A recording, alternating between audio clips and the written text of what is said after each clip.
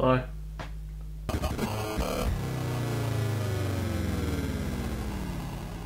Hello everybody, so today I'm reviewing Leatherface. Leatherface is directed by Alexandra Bustillo and Julian Maury. They are both best known for doing the gory French extreme movie Inside and Livid and Among the Living. Those are the best ones that I can remember from them, and they're ones that I've all seen. I've seen most of these directors' movies. Leatherface is the prequel to Texas Chainsaw Massacre. Didn't we have that before with Texas Chainsaw the Beginning? We did. We've already had a prequel before. But this time around it is that Leatherface, a young Leatherface, has ended up in a mental home, and him and a few of the other inmates escape from the mental home, taking one of the nurses from there with them. And on this road trip, this crazy road trip of killing people, doing crazy stuff, we get the origins of Leatherface and how he becomes Leatherface. Now for me this is a franchise that's been such a mix. Texas Chainsaw Massacre is always going to be the best one for me. Texas Chainsaw Massacre 2 was pretty fun, but the rest of the franchise hasn't really been that great. The remake wasn't that great. The beginning had this story that Leatherface is deformed from birth and that's why he wears the mask.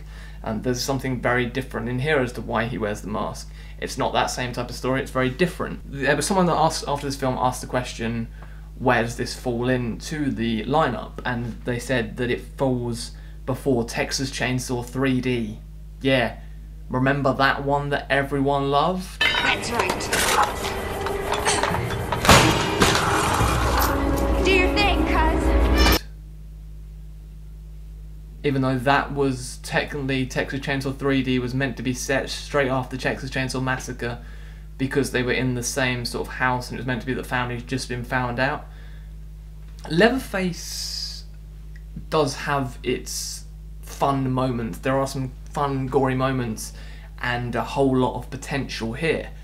But sadly, it's let down by not the best script and not fully explaining or sort of confusing audiences. It has some of the most misleading advertising that I've seen with the movie in quite some time. The poster misleads everyone a lot, and from the start it does seem like it's going to be this very disturbing, gory movie just from its opening with its music and it's sort of this homage to the original with the family sitting around the table in Texas Chainsaw Massacre. But then it goes away from that disturbingness, and it isn't until later on that we have a few sort of gory and disturbing scenes. There's one scene where something happens and, let's just say, shaky cam and flashing lights doesn't help us see what's happening to someone when a blade is going in their mouth. We could tell the blade was going in their mouth, but we couldn't probably tell what's going on. So it's that sort of gore. And there are some really great practical effects in here. There's a pretty crazy scene with one of the main characters and someone getting shot. And it's pretty crazy. I'm not going to go into spoilers, because I still feel like if you liked Texas Chainsaw Massacre, then maybe you will find something in here. Texas Chainsaw Massacre is one of my favourite horrors, and this isn't a film that I would ever return to. Leatherface isn't a film that I was ever return to, because for me it felt very unnecessary. It's a very unnecessary prequel. It isn't until the end of the film that it becomes Leatherface, the Texas Chainsaw Massacre. It's not until the very end that it becomes that, and it's not really that well done. I'll give them props for one thing in the film.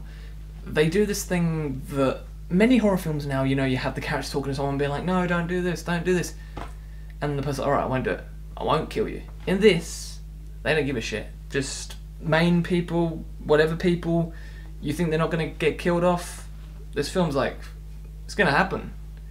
It's going to happen. It's just, you're like, nah, they're fine. No, they're not. They're not. That's not a spoiler. It's just, I just want to say that this film, you think things are going to be completely fine with people, but it's not. This film also almost has like a homage to Necromantic, and it's weird, and it does do homages to Texas Chainsaw Massacre with the home and sort of the bones hanging and that sort of stuff, but it's just not the Leatherface origin story that I really wanted. It has its moments, and I do like these directors, but I feel like there's things where they almost did stuff from inside again, like someone gets stabbed in the neck properly, and that's one thing that I always remember from inside, with like the thing going in the neck and then pulling it out and blood spurt. It's like those type of things are happening. But I think this is going to be a movie that's straight to DVD, because on the back it already says pre-order now.